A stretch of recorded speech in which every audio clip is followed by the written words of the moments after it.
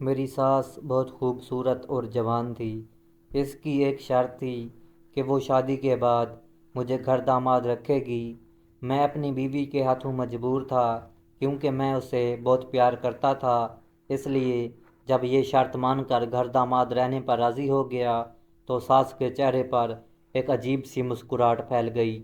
کچھ دن گزرے تھے تو مجھے ایسا محسوس ہوتا ہے کہ رات کو ہمارے گھر میں کوئی چوری چوری جھانکتا ہے، لیکن کون ہو سکتا تھا؟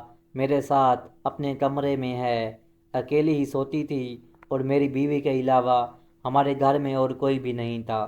ایک رات ایسی تھی جب مجھے کھڑکی سے کھٹکا سا ہوا تو میں نے پیچھے مڑ کر دیکھا تو میری ساس میرے کمرے میں جھانک رہی تھی اور مجھے دیکھتے ہی ہاتھ کے اشارے سے خاموش رہنے کو کہہ دیا۔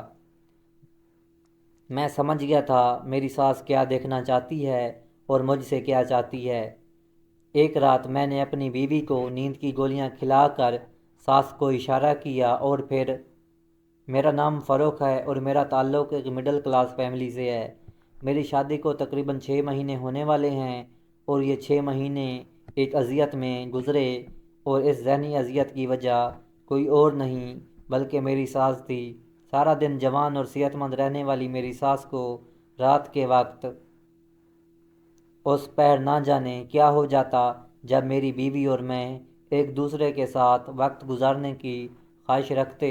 یہ سلسلہ شادی کے پہلے ہی دن سے شروع ہوا اور 6 مہینے گزرنے کے باوجود جاری تھا۔ آج بھی میں نے دفتر سے تھکا ہارا لوٹا تھا اور میرے سامنے سب سے پہلے اپنی ساس سے ہی ہوا۔ میری بیوی شہناز گھر میں موجود نہیں تھی اور میری ساس ہمارے ہی پورشن میں موجود تھی۔ مجھے دیکھتے ہی ان کے چہرے پر ایک عجیب سی مسکراہٹ آ گئی اور وہ خود میرے لیے چائے بنا کر لائی تو مجبوراً مجھے ان کے ساتھ ڈرائنگ روم میں بیٹھنا پڑا۔ میں نے سوچ لیا تھا کہ چائے ختم کرتے ہی میں سیدھا اپنے کمرے میں چلا جاؤں گا، کیونکہ پچھلے 10 منٹ سے میری ساس صوفے پر بیٹھ کر مستقل مجھے دیکھ رہی تھی اور میں شرم سے پانی پانی ہو رہا تھا۔ ان کی نظروں کا انداز ایسا تھا کہ مجھے گھبراہٹ کا احساس ہو رہا تھا، اور ہمیشہ ہی ایسا ہوتا تھا کہ جب میں ان کے سامنے ہوتا تو ان کی نظروں کا زاویہ بدل جاتا۔ ان کے چہرے پر عجیب سی مسکراہٹ ہوتی اور بنا کچھ کہے مجھے دیکھتی رہتی۔ ابھی بھی وہ بنا کچھ کہے بس نظریں جمائے مجھ پر بیٹھی تھی، اور مجھے لگ رہا تھا کہ اگر میں تھوڑی دیر اور ان کے ساتھ بیٹھا رہا تو میرا سارا جسم پسینے سے شرابور ہو جائے گا۔ کبھی کبھی تو میرے ساتھ اتنا قریب ہو کر بیٹھ جاتیں کہ میرے لیے برداشت کرنا بھی مشکل ہوتا۔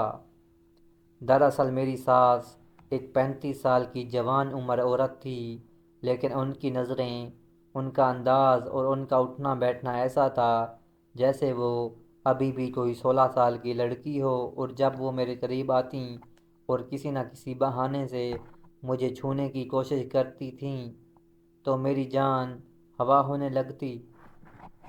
اس وقت بھی ان کے سامنے بیٹھے مجھے اپنی بیوی پر غصہ آ رہا تھا۔ میری بیوی شہناز پتہ نہیں کہاں غائب تھی اور بامشکل اپنی ساس کو برداشت کر رہا تھا۔ شہناز کو معلوم تھا کہ مجھے اس کا وقت گھر سے باہر نکلنا پسند نہیں، لیکن وہ پھر بھی میری مرضی کے خلاف جاتی تھی۔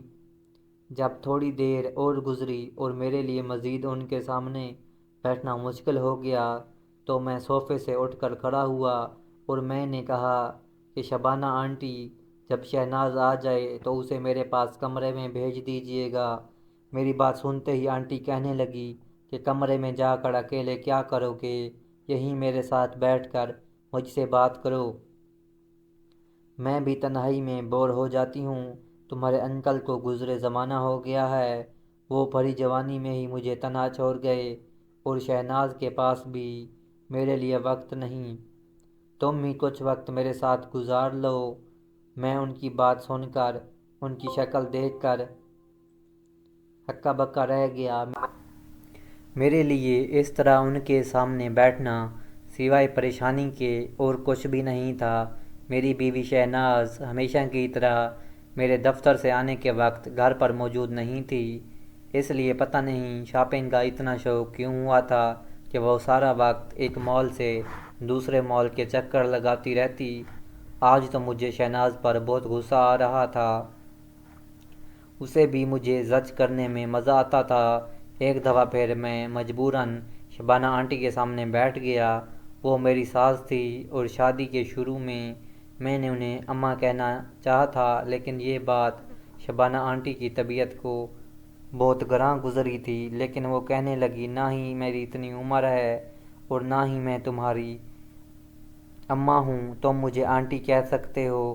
اس وقت مجھے احساس ہو گیا تھا کہ میری ساس کو ابھی تک جوان لڑکی بننا پسند ہے، لیکن اس بات کا اندازہ نہیں تھا کہ جوان لڑکی کے اندر لڑکی جیسے جذبات بھی موجود ہیں۔